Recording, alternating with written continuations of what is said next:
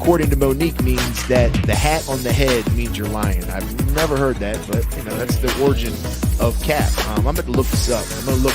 Tendencies to be less open-minded. Which is crazy because that's literally one of the 3 spiritual principles that we have to follow. Yeah. We have to have open. Yeah, we have to be open-minded. It's intense, though. Don't sound like the president and start inventorying yourselves, but be true to yourself. You don't have. And when I came back, the place was a mess. So I knew I was missed. It's beyond my wildest imagination. It's getting deep in here now. It's incredible, man. We have the rainbow without going through the rain.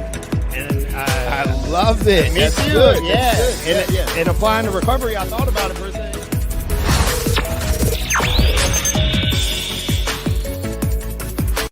Yes, guys. There we go. Good evening, VA. Sticking with that, huh? Yes, I like that. Afternoon. Good. Gosh, I keep messing that up, y'all. Good afternoon, VA. We need someone out there to do a mic check because Travis whispers in there. So You do, man. Do we hear the mic? The mic is messed up. I don't think so. Always blame the mic. I can. I didn't That's get why a I turned my chance thing down. You were loud earlier. to do my but beforehand we usually practice do ra fe mi and I didn't get a chance to do that, y'all. You were rushing us. You were late. I Rushing was in here. 2:02, bro. Yeah, you were early. You were here like Thank you. I'm 1:50. always early. I really feel like you've done a lot of talking today, so your mouth should be limbo. You talking about me? All right, that's fair enough. You needed to hear all that stuff, man. You're down there messing up. All right, hold on. All right, What? yes, yeah. We don't even want to get into it on the podcast. All right, let me go. Good afternoon, everybody. Welcome to the Get in the Herd, McShin's Get in the Herd podcast, award-winning podcast. We got a great lineup today. We got our special guest, CEO of the McShin Foundation. She's going to talk about her story and talk. And we got some real deep questions we're going to get into. Real hard questions.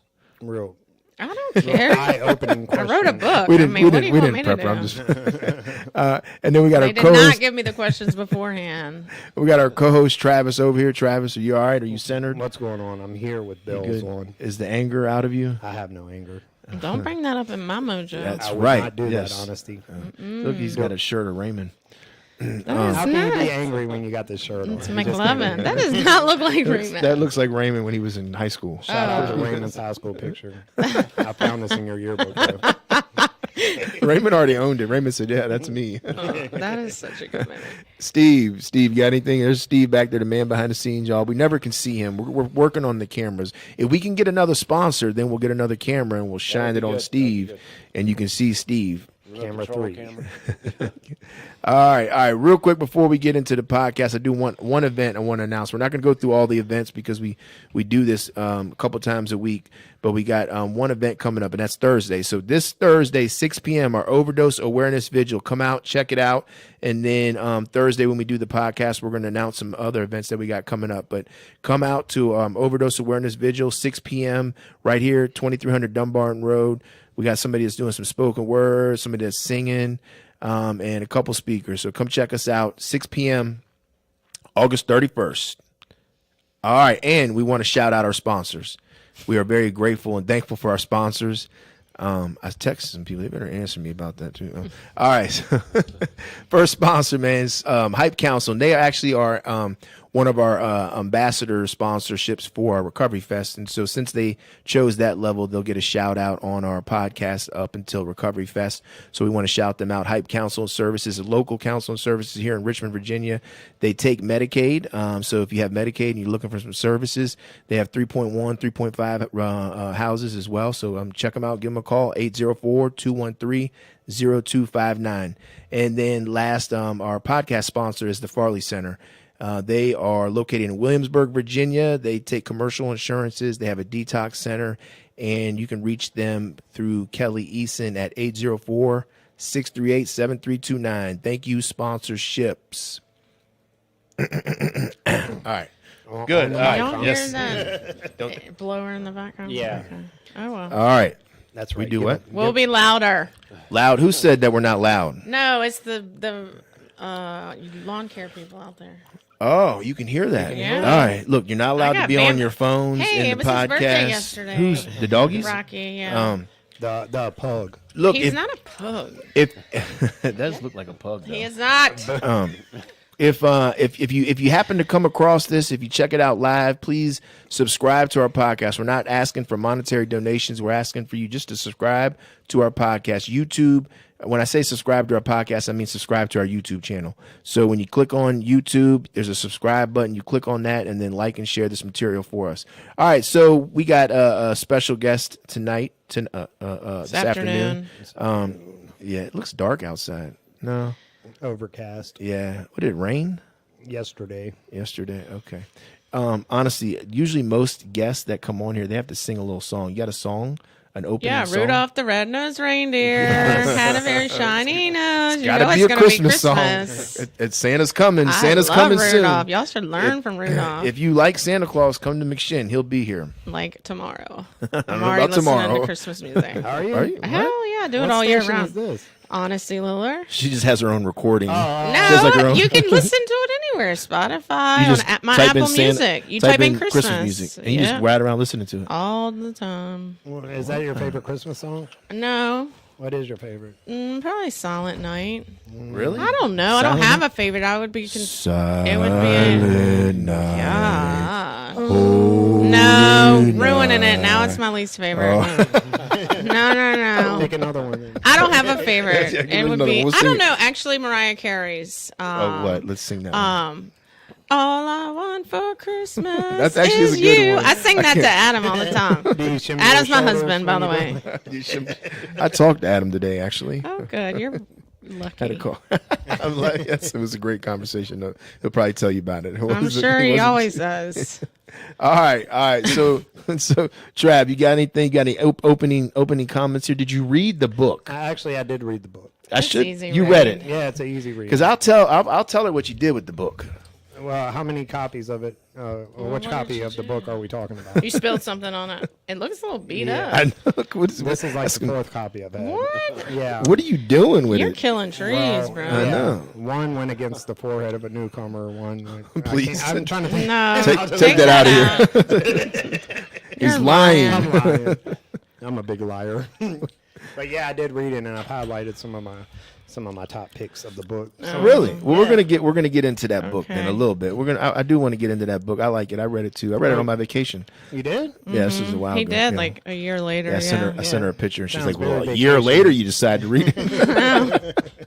All right. Well, look. Honestly, tell us what led you to McShin. What kind of led you here? Heroin addiction. Doing drugs for a long time, like everybody else. I used drugs from age 12 to 26. My mom, Derby, knew John Schinholzer, and they tried every form of treatment for me after I overdosed and got brought back to life with Narcan when I was 17. So I did Jesus. I've had 6 of the implant things. I've had treatment. I've had 28 days. I've had medication. Methadone. When you had those implants, did you ever try to cut them out? I had a friend that tried to Yeah. My cut that friends out. did. No, I just did every other drug. Just did it while you was Yeah. on it. Yeah. So Yeah. Narcan was around when you were 17? Yeah. Well, they had to intravenous. Oh, okay, yeah. Yeah, I remember the implant. Remember Zach? He used to have the implant. Yeah, I remember the implant. Yeah, I got scars to prove it. I got 6 of them. 6 of them in the hip. And then I started using heroin as soon as the last one dissolved, was finished. Did you ever do Again. what was we were talking about this when the doctor was on here with me and John. You remember back, it wasn't so before all the I don't want to the name brand stuff, the Suboxone stuff. Buprenorphine. Where you they broke it and you would have to shoot it. Did you ever do that? I didn't They came shoot in a little nothing but vial. The dope. little valves, yeah. Dr. Bright. He was the Dr. only Bright. Doc- yeah. yeah. So you remember Dr. Bright? You had Yeah, him? when I was 17, when I overdosed, he was my first introduction to this world. So I overdosed, and my mom had to shoot me in my butt with that medication. Yeah, that was that's Yeah, the it was first. back of your arm That was a or form of your Suboxone thigh. or whatever. Yeah. That's what it was. Yeah. Buprenorphine. Yeah. In a liquid And form. I started using a week after I finished that. So you didn't even make it a week. It was a week. Yeah, I mean, I was smoking weed and marijuana and stuff, but I did stop doing heroin for like a week. He and was then I started expensive using- too, and he was Yeah. pretty much one of the. There was only a handful of doctors, was a and long by time a ago, handful, I though. mean maybe 2. And he was one of them, Yeah. like that you could go and get like a form of harm reduction or like a MAT. Yeah. Besides methadone. Mine was just a detox, and then I went to my first Narcotics Anonymous meeting when I was 17. My stepmom actually took me. How was that?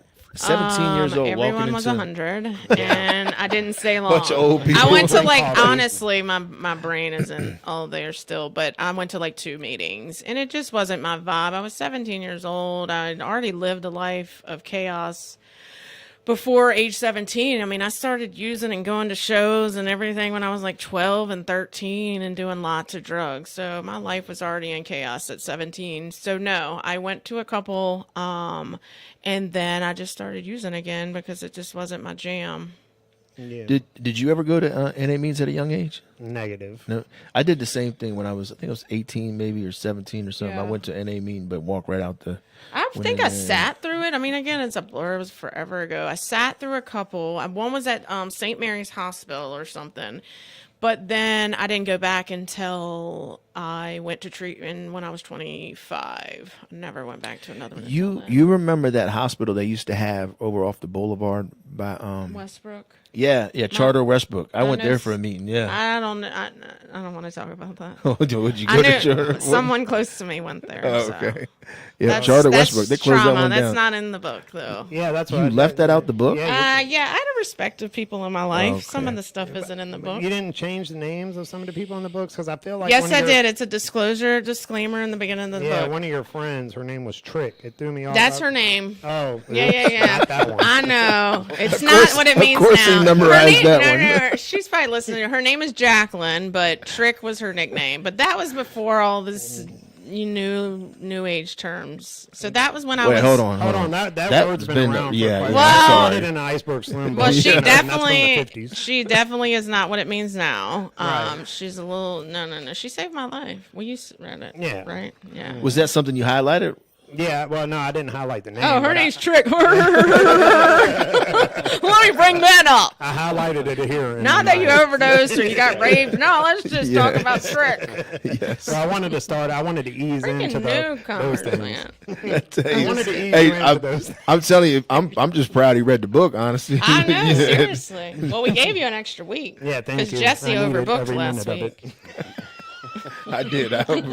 He looked at me and said, "We can't do that podcast." I said, "What the hell? I made my calendar clear." Anyway, we're here now. What else you got? Oh, okay. So we'll slow down. All right, I found McShin. My stepmom Derby found McShin. I was just talking about this the other day. So I don't remember in the book reading any of this, and it's probably because there just was a bunch of because it was the using the stuff you were going through at a young age. But what about like professionally? What molded you? Because you're the CEO now, and I want to get into that. But what kind of molded you professionally? Was there anything? Before I came here? Yeah, was there anything? I was a good drug user, and I got money very good and very well. I think also, I've had jobs throughout my whole using, but I truly believe my addiction career and how I think helps me with what I do today, but for good, 1,000%.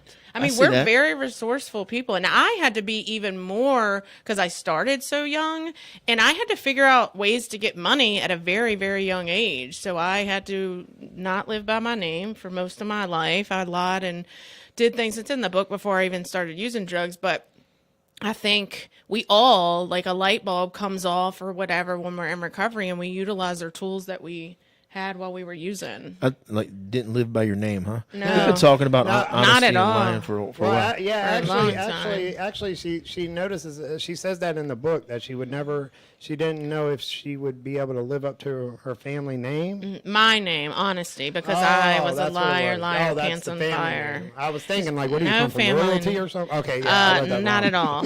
I think I'm a queen, so I am a queen. You should tell yourself. I can see that living up to the name honesty. Yeah, it sucked. Yeah, my name was honesty. I was stealing money right in front of you, out of your purse. Yeah, right. Come on. What was it? A song? It's my daddy named all of us after songs. So my sisters are Harmony and Zen. So we're all named. My song's kind of depressing. It's Billy Joel. Honesty, such a lonely word. Your dad named you after a Billy Joel Not song. My dad, my daddy. Your daddy? My daddy. Billy Joel. Diddy. Have you ever heard that before, Trav? Never. I never heard. I knew we didn't start the fire and, No. No, I'm talking about Diddy. I never heard Diddy until. No, like what she's deity. saying. It's in the book. Oh, yeah, deity. Yeah. Yeah. Deity. That doesn't sound That's right. better than if I- Paul. Say that again, Travis. Deity. That is not how I say That's it. exactly. No, it is my deity. My deity. Anyway, I'm from Hanover. Is that where I've never heard it until I heard you Well, say you're it. here now. I was like, what the Hanover hell? in Alabama. I'm being recorded right now, so I'm saying. he just don't even know, does he, Jesse? All right, I got you. No, I'm saying, but I never heard that until I heard you say it, and I was like, one time I was like, what is she talking about? Who is she talking about? Head, red, Her daddy, I was dad. like, oh, she's talking about her dad. Yeah. Anyway, I was named after a song, and And it goes, yeah. You know something about Billy Joel? It's just what she told me. Kelly's got BJ tattooed on her arm. What a Mm-hmm. coincidence. She says it stands for Billy Joel. So. Yeah, She's seen him in she's seen that's he's her got favorite good artist. music. He's an yeah. icon. Yeah. That's a good playoff. Yeah, he's an icon. Anyway, next. So I'm great at this podcast. Keep it moving. Oh, I love the way you cut people off. I wish Jesse would learn that skill. cutting people off. Yeah, just I'm bam, a little. next. I'm a little politer. I'm just a little It's bit. all right. I am not. I Let's like the way go. you did it. Thank So, you. what were some of the jobs though? Like what? Oh gosh, my Is it all first job. I was 15. I got a worker's permit immediately in the state of Virginia. You can do that, and because I needed money for my drugs, so I was. What was it? A worker's permit. So when you're 15, Oh, you okay, can get a okay. worker's Yeah, permit, yeah. and your parents have to sign. So I got a part-time job in high school. And as soon as I graduated high school a year early when I was 16 to support my drug habit, it was, and so then I had the same job. It was like doing these, like they look like 8-track tapes, but they have data on them. So you had to like put them in this library, a place called Database. But I think they changed the name since then. I've worked as a server. One thing that you're a lot of things that you're good at. One, you're good with money. Like you're really good with money. Did you ever have any? Was that like anything? I never had any. I mean, that's for that's why sure. you're good at it. Ain't that right, Danny? No, we didn't have. I had to. Yes. So at a very young age, and a lot of that's in my book. Some like me and my siblings were raised in an environment that was not cohesive for children a lot of the time.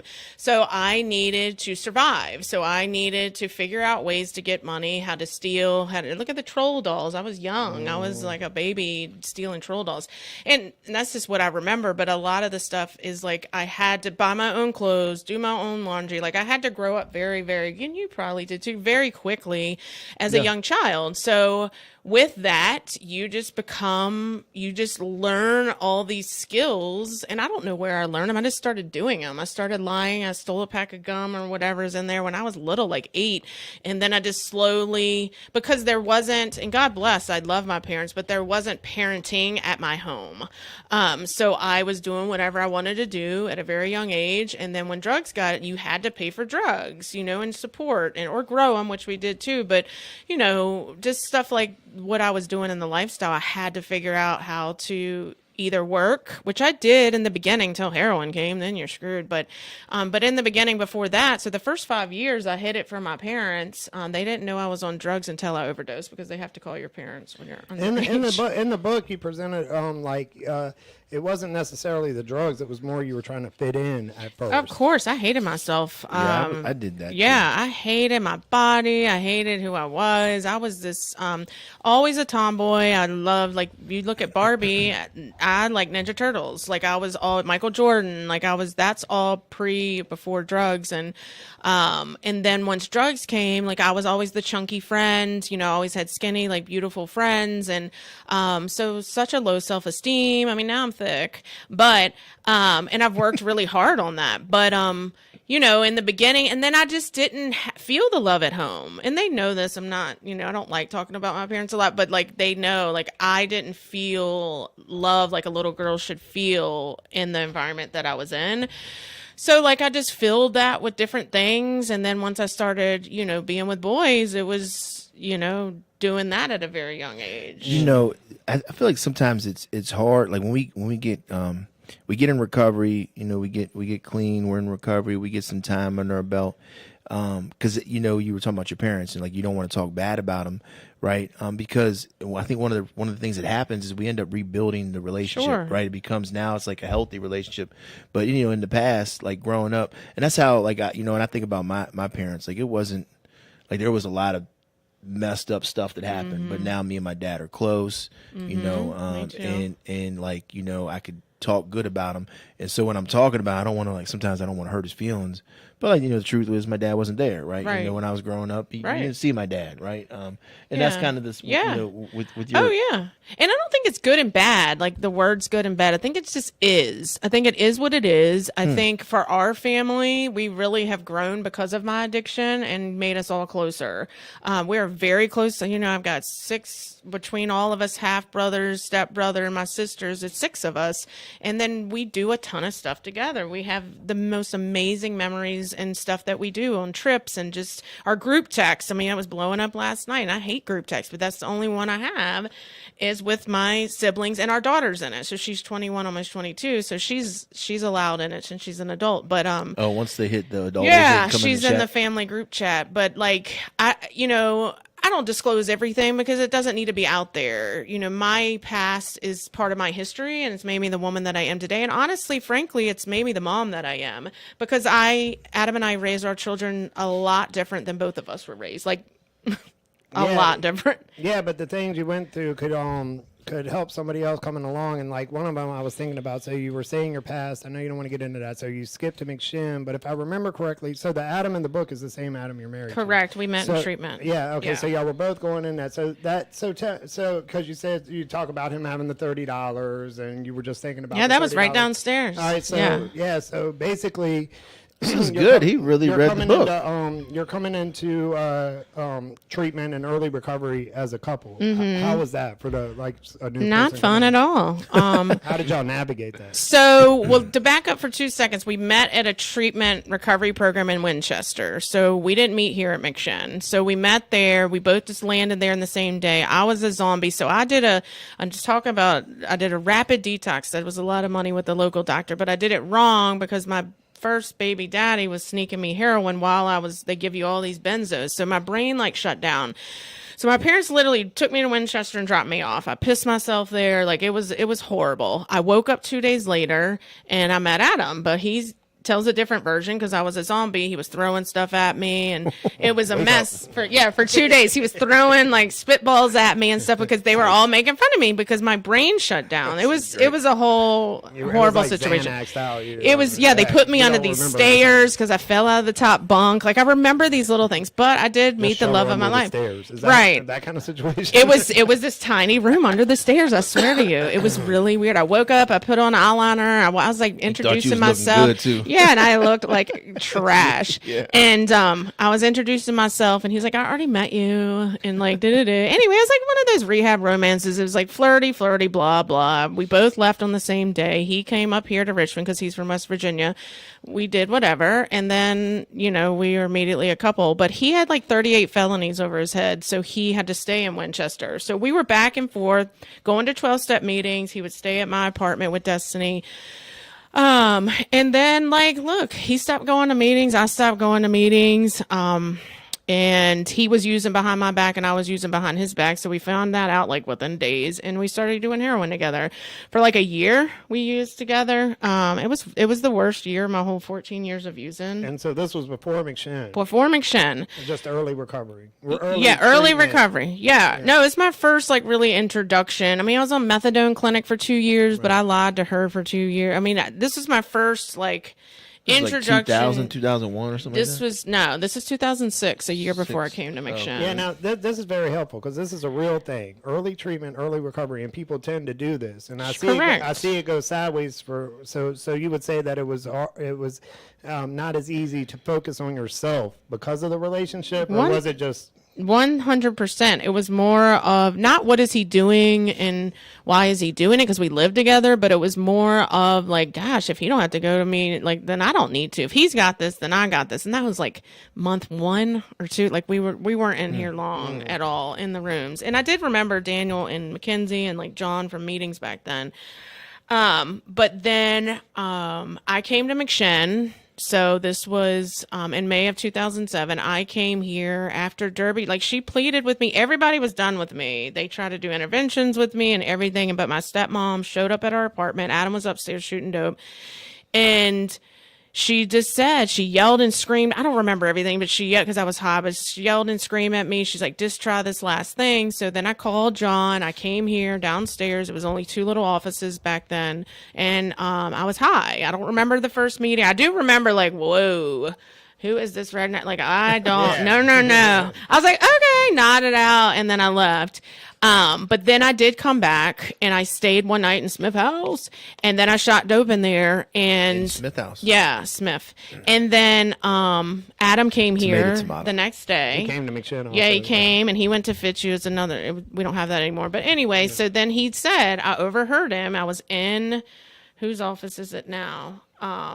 Your office. We just had that office and the one across it. I was in there, and then the group room was the office next to yours now. And I overheard him. He's like, I can get $30 from my aunt. So I literally faked smoked a cigarette, ran down this road to Smith House because I didn't have my car, packed up my Jeep, and then we left for like 4 days. And then it's in my book too, but like, God intervened. I truly believe I have guardian angels. I went to this doctor. John hooked me up with a doctor. He was this little man, and it was a Sunday afternoon, and it was like I don't even know how, I just remember it was a Sunday afternoon. He gave me this medication. I was dope sick. And he looked at me. I took it out of my mouth because I was going to take the bottle and go get into recovery with Adam. Once again, like, all the times, you say, tomorrow we're going to stop. Tomorrow we're going to, especially when you're in a couple, it's like the disgust and just the exhaustion.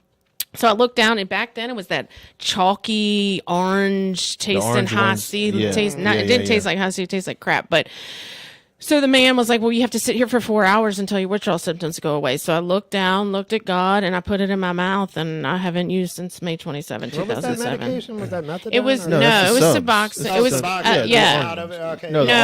it was like this chalky, like squares.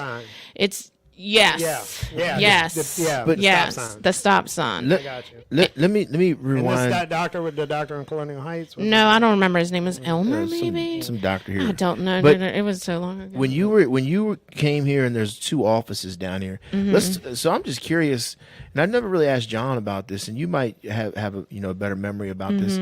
But what was the church doing? Were they still using all the other offices? Was church people still wandering around on the third floor? So this floor was an African American church. So the third floor was from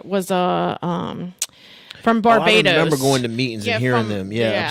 From Barbados or something. And then the PRS offices where Nick, and that was a huge clothes closet for the church. I remember the clothes closet. Okay. And then Clay's office was John's office, and then my office is Joyce's office, and then, but back then it was Daniel Payne was the executive director. That was his office, and then we had that was just a group room, and then we had the big group room. So I guess it was 3 offices technically. Yeah, and then the second floor we had nothing to do with the. That was all just the chapel and. Were they church. Still using it? Was the church still using it? Oh, they used the offices? I don't think they were like using it, but we couldn't. They wouldn't let nobody. Oh yeah, this partnership has changed throughout the years for sure. Yeah. So that's what it was. Did you continue taking the Suboxone after you got here? So it was just a one. Oh yeah, no. John didn't want, but they did it for 30 days. My stepmom brought me the medication every single day, so it's not like it is today. Doing this at the same Adam, time? I broke up with Adam on the front. Oh, you went ahead. On the front of Smith House. I broke up with Adam. I said, look, I got a daughter. Like, you got all these felonies over your head. Like, we just need to separate for a while. Did anybody cry that day? I did not. His heart was broken. Yeah. He didn't physically. His what was broken? His heart. He was crying on the inside. Oh, I'm well aware. He would ride his bike all the way up here to the meetings just to see me. So yes, it was broken and shattered. Okay. Let's not get Adam, that twisted. Your bike? Adam is not on Facebook, and he is not watching this. And even if he was, he knows what's up. I snuck him in the house once. I Listen, know. anybody out there listening that lives in our housing, do not do that. No, McShin was a different world. It sounds like our honesty broke about every rule that probably McShin had. Well, we didn't really have any back then. Sounds So like not technically. No. there wasn't. It no was just rules. like, just don't use, and You're you good can if you just- possibly sneak poison. That's what John talks about when he's up here all the time. All these policies, damn it. I know. It's ruining the place. Yes. No, it Can't get high or isn't. No. let people in anymore. Well, anyway, so I broke up with him, and I took it for like 10 days. And then Derby, she took the rest and disposed of it. And I didn't want it anymore, and I haven't used since. And You just took it for a detox purpose. well, the period. plan was to detox and me and him leave, run, even though I broke up with him. But something happened living in McShin. I just was with other women like me. It wasn't like it is now. There was no women staff. It was 3 males. That was including John. No women. Kelly Tuck, my ride or die, she's been my friend since the day I walked through these doors. She was like volunteering here at the time, like off and on. And that's another story for another day. But, so I just, the house was empty one week. Like it was not women. Women were not staying in recovery back then. So Carol. Why do you think that is? I think the negative outlook on women using, and then they're the caretakers. They got kids and, all of that. I think I always thought I don't want to say harder for women to get clean, but I think like Get they into have, recovery? well, yeah, get into recovery. Because like, I feel like they're like them hitting the end of the road is harder for the men. You talked about being the caretaker. Well, I feel like women have, I don't want to say it. It's not an advantage. Taken care of. Yeah, like somebody will take care. Like they're more prompt to say, "All right, here, give Find a a good enabler. Yeah, they're more prompt to have. Not I me. mean, I I, don't did know, it all I'm asking. myself. I mean, I had a partner in crime always, but I was the one getting all the money. You was the one hustling. let's Yeah, like get real. I mean, that's what I feel. I feel like women have more of a and hustle I hide my game. dope. You can be sick, bro. Like everybody I hung with, women had more of a hustle game. Because and people give money. When I was pregnant, because I used my whole pregnancy, it's in the book. Like I would sit at gas stations, pregnant with Destiny. that was you would girl- get that's banged. Hustle. Yeah. Pregnant woman out there until we got. Who can't feel sorry for a pregnant right. I'd give you a dollar. Right. I would just sit in the car. And we would while make a lot of money doing that. would panhandle. Yeah. Like the old I'm out of gas trick. Oh yeah, and the one time I was talking about that the other day. One time the guy was like, "Well, I'm just gonna give you gas." We already had a full tank of gas. I was like, "Oh man, the gauge must." We lie immediately. You hate that when they do that. Oh my! I need some gosh, gas. I'm like, all I right, know. we'll fill it up for you. And I it's already know, filled and up. I'm like, I'm looking at Adam. We're like dope sick, and it's just. Or you want to buy some God, groceries and they bring you groceries. groceries. I don't want to eat right now. It's not even. buying us food. I mean, just thinking about this stuff. When I wrote that book, I'm like, oh my gosh, I'm like a completely different person. It's so crazy. Yeah, the stuff we put ourselves through, man. Yeah. We definitely do, man.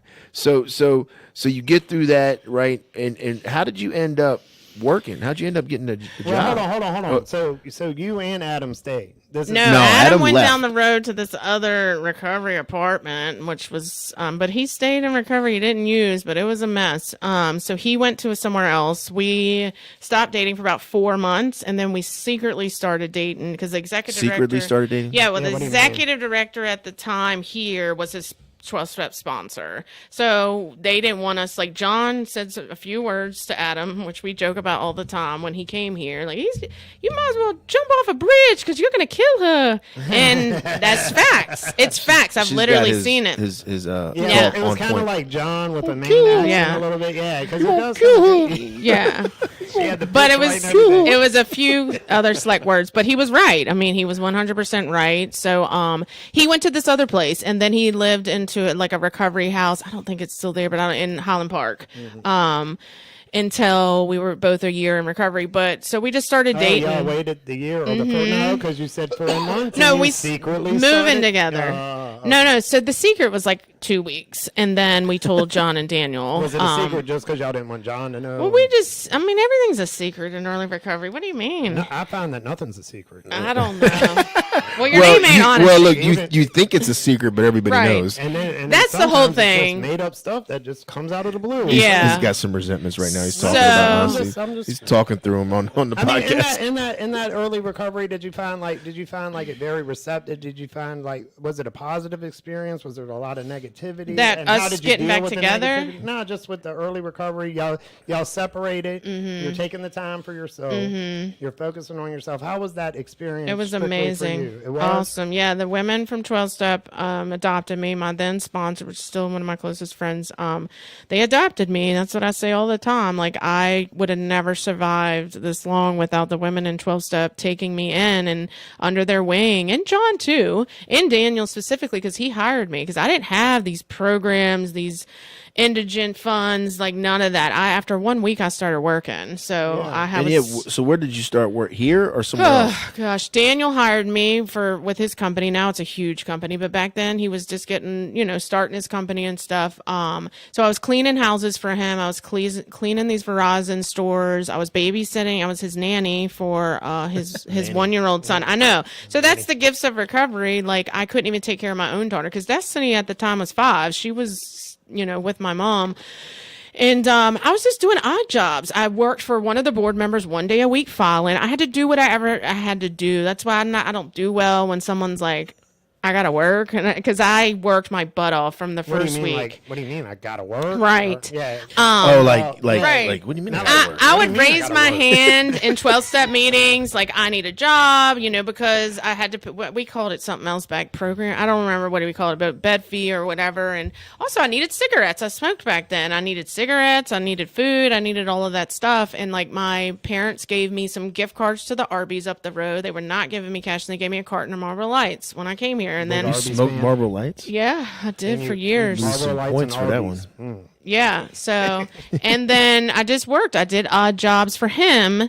And then when I moved out of McShin, so I lived here for 5 months, I got Destiny back, and my older sister let me live with her, and I paid her rent. It was like $300 a month for like utilities. So I just kind of gave her what I could, put Destiny in school and daycare. My daddy helped me with in the beginning.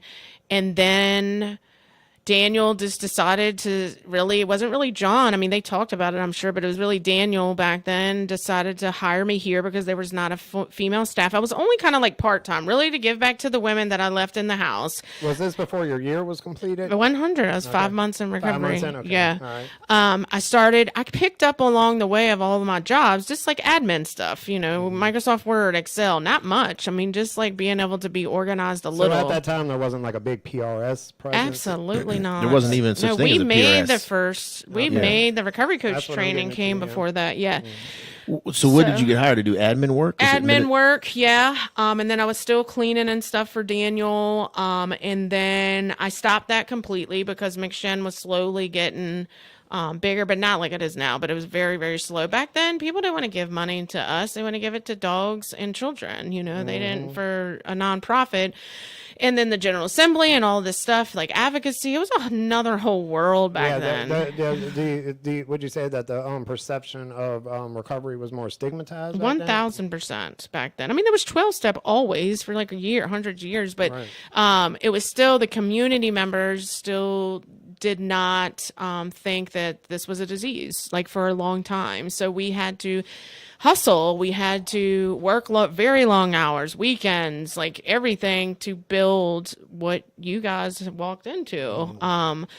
But I mean, early on, I was a cuckoo bird. I didn't know what I was doing. I just got Destiny back for the first time. I've been drug free except for that 1 month that Adam and I had, like from womb till 5 years old. I didn't know what I was doing as a mother. It was so much shame and guilt. It took me years to get through that with my sponsor.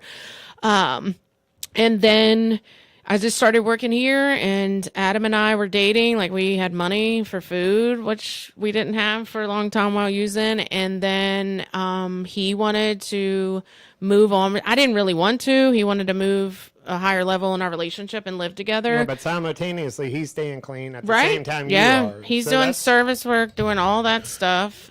He wasn't working in this field. He was doing electric stuff, and because he's an electrician and a lawn care person. But so we moved out when I was a year in recovery, and Destiny was 6 at this time. So Adam has been her dad since she was really in her life, since she was 4. So it's her dad. But Yeah, so, you got really lucky there with the relationship. Like the same one from early recovery lasted to the year. Well, I mean, you read my book. I did. It's a little rocky. Lucky is like just a Yeah, there's always ups and downs in a relationship. Yeah. Relationships take work. You got to continue to work on them. Yeah. But so I want to dive into something we were talking about, and that's McShin and the growth of McShin. So when did some of the when you came as a participant, it was what, 2 houses? How many houses? 3. There was 3 recovery houses. 1 female, 2 male. Okay, and so kind of walk through the I guess the birth of the actual program piece, because it was recovery housing, and then somehow or another They program weren't came into place. program houses. Then. Yeah. They were just it was kind of like essentially a halfway house situation. So yeah, I mean, because y'all heard John last week or whatever, so he had recovery houses before McShin and stuff, but it wasn't like programmed. Like, we did groups when we had a volunteer. Like, I had to start working, so I wasn't up here during the day a lot. At night, I was here every night, and I drove people around because was like no one had a license but me at that time.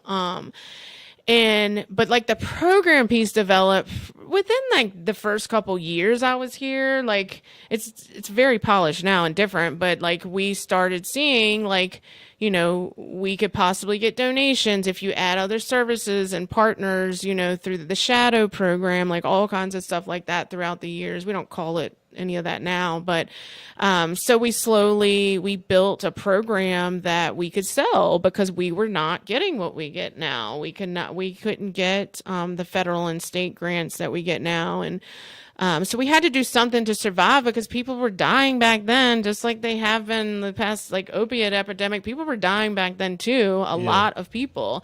So we had to do something to help. And So y'all, I guess my guess is y'all started to see, number one, you needed to develop some type of funding stream, and in that you knew that there was a need for like an actual service to kind of complement the recovery house itself, like a program. Okay. Yeah, and I didn't have I was just a female worker in this environment. John was the lead, and it took me years to develop the passion.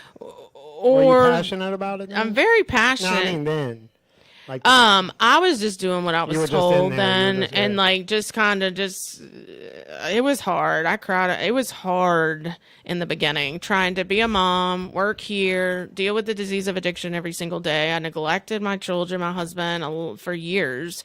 Because it's not like it is now. Like, we have so many people. It's like you're doing everything. I'm doing bed fees. I'm doing the female program. I'm doing this and signing checks. And they put me on the bank account. And there had to be some passion there to stick in it with all that toughness of it. Or was it more like it was just a part of your recovery? Just you wanted to be like close to the action, or you wanted to be where you got clean at, or I always. It sounded like it was very difficult in the beginning. So how do you do that without just a strong desire or passion for it? Well, it is or passion. Did the passion just develop, or you didn't even recognize it as passion? No, it's definitely passion. I wanted to give back to the women that I left originally, and then I wanted to see this organization grow. I never thought it'd grow to what it is today, though. Back then, no way. We were still being, negative outlook on all of us, whether it's the federal level, the state level, politicians, policymakers, the community, all of that. It took years to break those barriers. Was that something you were even cognizant of, changing the perception of? Or was John. More looking back on it now, you see it. Or John was really. Yeah, he drilled that into us in the beginning. Him and Carol taught me how to advocate and go to the General Assembly and talk to politicians, and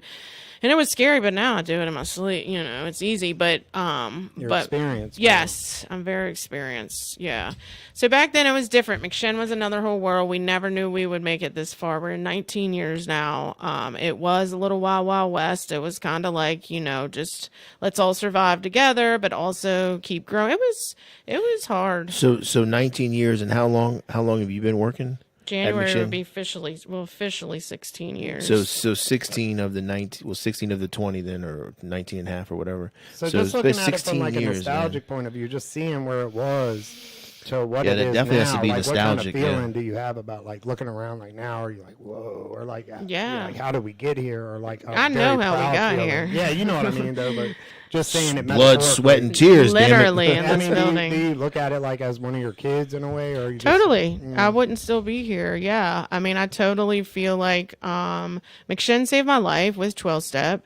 I've evolved through all of these years, but also I helped develop this organization. And, I am very proud of that, coming from where I came from. And honestly, I self-taught a lot throughout everything, like webinars and everything. Like, I didn't go to college, so I don't have a business degree. I don't have an executive degree. I have executive leadership programs I've been to in Stanford and here in Richmond at ENLP. But, I've had to just, trial and error. We've had to do a lot of that throughout the years, and I've had to fight, and I've had to fight a lot. And I've had to cry a lot. I've had to tell Adam I want to quit a lot. All of that has come from anybody building an organization or a company or anything. But then here it's a lot of emotions because we're so close to one another. So it's heavy. Adam is my rock, is all I can say. So after all that work and just fighting and just day in and day out, and it's been some years now. 16. Yeah. I mean, do you still have do you find yourself like having a strong passion for this, or is it just like, do you find it more like this is my job? Or are you like really passionate about this? Or 100. And if you are, like, what do you think keeps that fire going? I think being innovative is a quality that I have. So sometimes I don't really say burn out. I think sometimes for me, since I don't use drugs and alcohol anymore, I just kind of want to run. And I have people like Jesse that is like a huge support. I know I'm his boss, but I probably would have. Say it again. I know I'm his boss. I love it. But I probably would have left at least a couple of times since he's been here these 5 years if it wasn't for him. It's just, it gets deep and heavy here sometimes because you're dealing with it. But my passion, I don't think will ever leave helping humans like me. Never. But I've also, when I do like just want to give up or like I'm just sick of whatever's going on, whatever it may be, it's like, wait a second, like I have put my family through this. My kids, I didn't have they were raised here. Both of my children, like Wyatt, I'm not even going to disclose how much maternity leave I have live on camera, but from a newborn baby, he was in this building. So it's like a part of me. McShin will always be a part of me. If I'm here, I'll always donate if I ever leave here, because I wouldn't have the life I have if it wasn't for these doors be opened by Daniel, Carol, John, all of them all those years ago. Yeah. So I just heard you, like, if I ever leave and went somewhere else. So like, is this like the top of the mountain for you? Is there more you want to accomplish? Oh, 100. I mean, I know the Destiny House was like a brainchild of yours. Yes. And it's like something you're passionate about. Like, what else is there? Like, how do you see like growth in any other area? Or are you still just trying to cultivate that? Yes. Like, I mean, what really like lights your fire? Like, what else do you got? Like, we're not growing anymore. I'll tell you that right now. We're good with where we're at. Yeah. I love that question, Trav. But come on, baby, light my fire. I love Trav used to just sit in the room and just listen to that. That's a long song. We can end with that. Yeah. But look, before you get into that, because that's a good question. Y'all are gonna need like 10 podcasts. We got about 10 minutes left. All right, what else you got? So Look, talk about first sponsor. Talk about the there's the plug again. The transition from like doing admin work and doing like everything, because I remember like coming around 12-step and like I remember you looking like crap out in that parking lot back in the day. You and was one of your baby mama. That was probably. I'm not going to disclose her name, but I was getting ready to. What do you mean by? I know you were. Is there more than one? No, we're not talking about me right now. We're talking about like anyway. All right. It's Who not. that is? That's my baby mama. It's 6. Y'all all about singing up in here. 6. Nice. Anyway, Go ahead, sing that one then. That's just my baby mama. Go ahead. Yeah. All right. So, but during that time, I remember there was a time where like I think I was asking, what does that girl do? And it was you, and they were like, oh, she collects the bed fees around here. So like you did a lot, and talk about becoming the CEO though, because that's like a big deal. Like you went from from nothing, and then you become the CEO of a freaking nonprofit. What I mean, just by nothing he means never having a job. I had jobs. Yeah, but it's just like recovery. But you went from jobs to a career and to a CEO of a nonprofit, 20-something staff. Like, that's a success story. When John or whoever presented it to you, I guess it was John. It was John. Yeah, like, hey, I want you to be the CEO. Yeah. You know, what was that like? You know, what happened? I was in my office. I am now. He sat at the couch and just said, I want to talk to the board. This was 10 years ago now. I want to. Oh, wow. It's been 10 years. 10 years. Yeah. July was 10 years. I was executive peer coordinator. Woo! That was my the title? first one. We don't even have that. Executive peer and it retired coordinator. with me. We're not bringing that one back, y'all. Adam Some made staff me a are little listening to flag this and probably. everything. No, executive peer coordinator. But anyway, so John wanted co-lead, I guess. He saw something in me, you know. I mean, I stuck around through a lot for years, and wanted, I guess, co-lead with him or whatever. I mean, I wasn't really co-lead when he asked me at all. It took a few years for sure. I mean, let's get real. Co-lead. Yeah.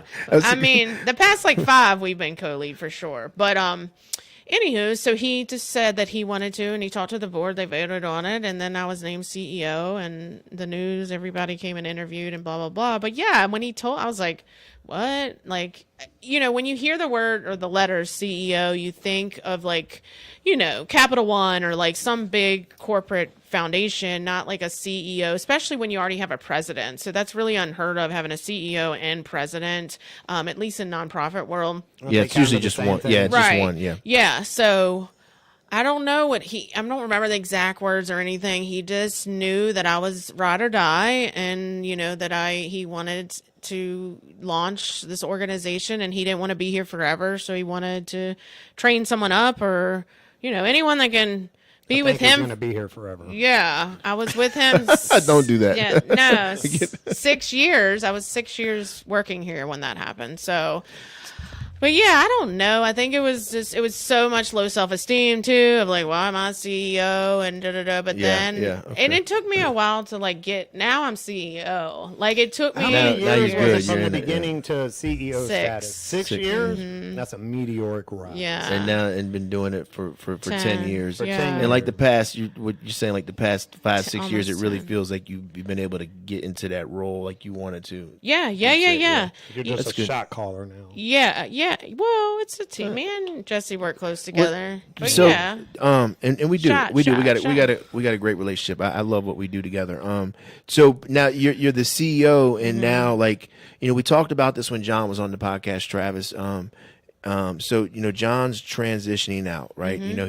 He's retired from his Well, we president think role. so. Yeah. Yeah. So talk about that. How does that feel for you? Because Travis brought up the point of the kid, right? That analogy. That's what's our therapist's name? What's her name that sees me, you, and John? Cynthia. I don't mean nobody knows her, but Cynthia gave a good analogy to me, which helped me to understand. Because I'm a Band-Aid person, and I'm John, just do it, man. Stop, prolonging this, just rip it off. And she was like, well, this is like his kids. These are like his kids. Imagine when your kids go off to college. And I started thinking about, my kids that I raised from day one, because I got as everybody knows, I got a lot of kids, but I wasn't a great father to all of them. But the ones that I raised, it's really gonna hurt when they go off to school today. It's gonna hurt, right? And so this is your kids, your family, you groom this, you help this, and now John's transitioning out. How is that for you?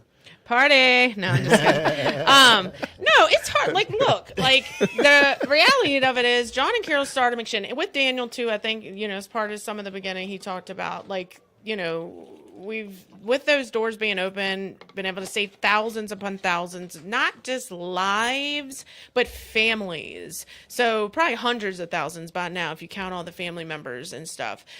And I've been taught by John, I've picked up many of awesome skills throughout the years, way to talk to people, how to, advocate, and so much leadership skills.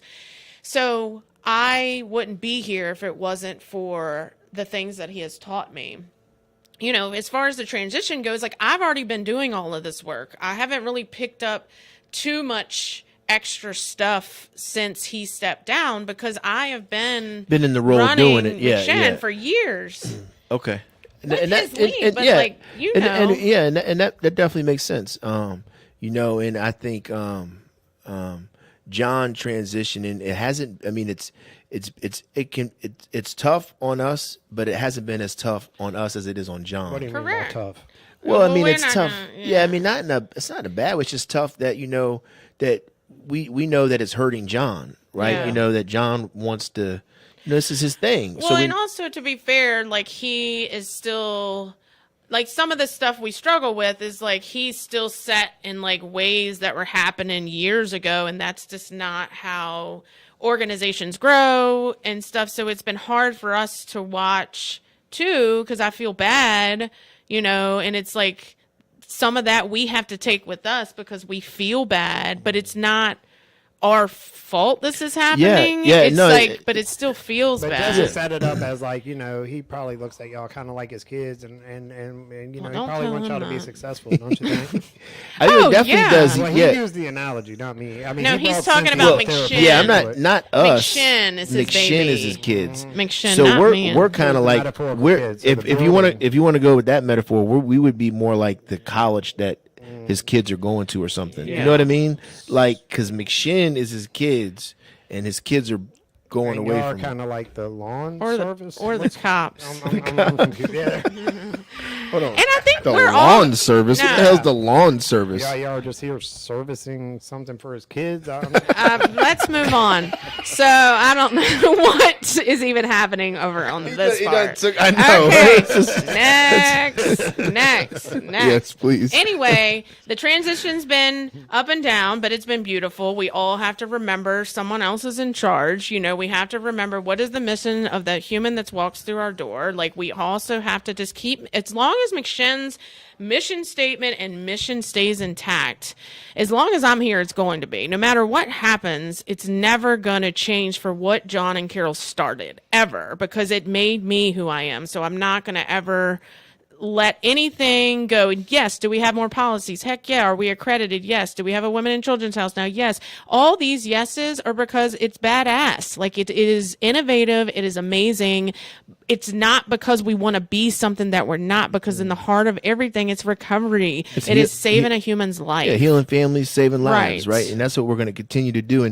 And what's happened like over the years is McShin has grown to a point where like the only way that we can operate is with that stuff. Like, and we've been blessed, and it's been blessed by what y'all did early on, and then John fighting, and we get a lot of funding now, and through SAMHSA grants, through RFPs. And in order for us to comply with that funding, we have to operate this way. We were talking about that.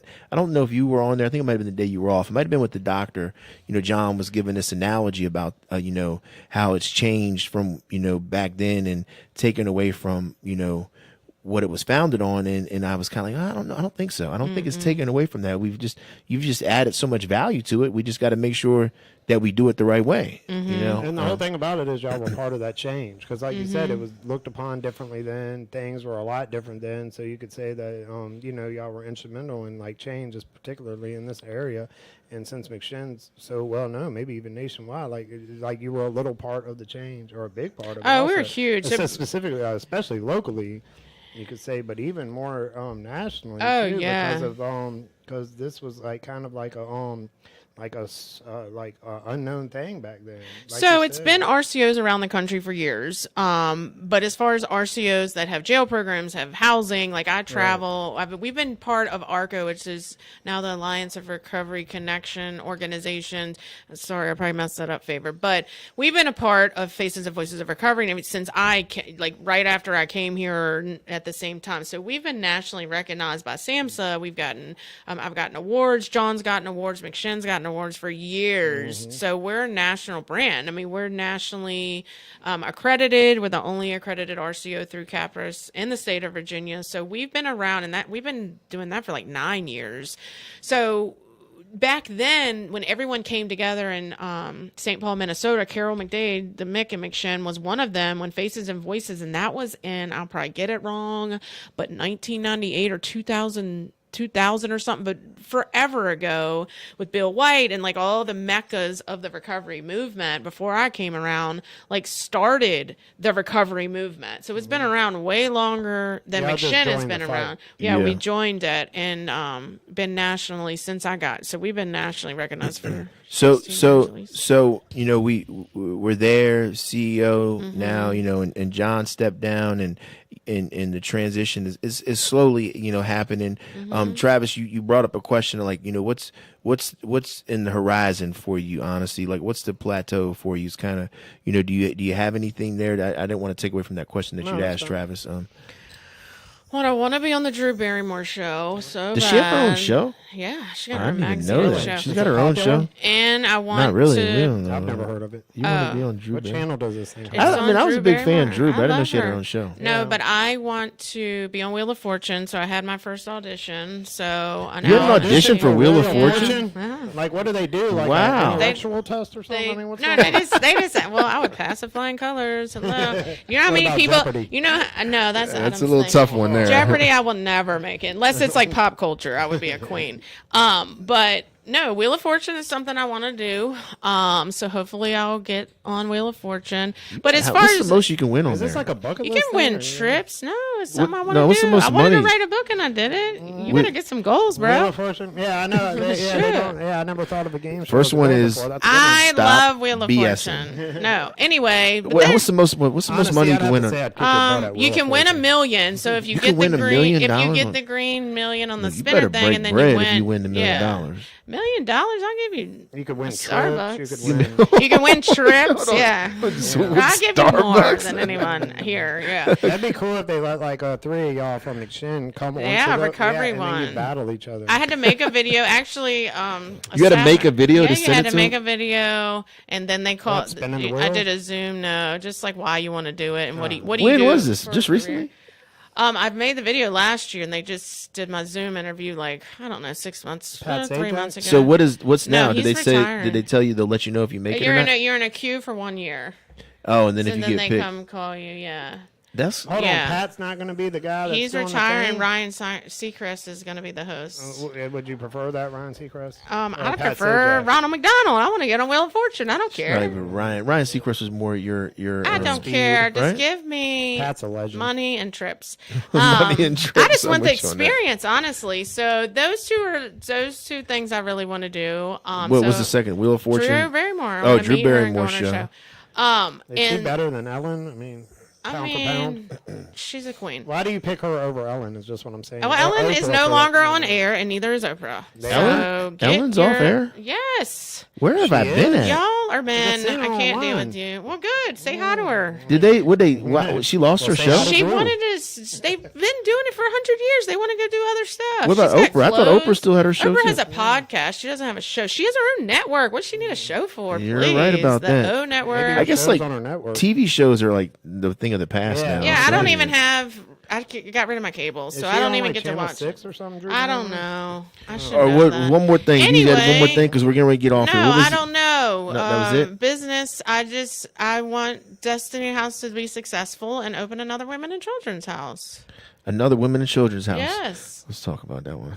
Yeah. Yeah. I'm giving ourselves a year. We're gonna see how this goes Please, for a please. year. Someone just asked me today if I can get funding, and I was like, "Hold up, I Yes, need a yes, year of please. getting through this, All and let's see." I don't know.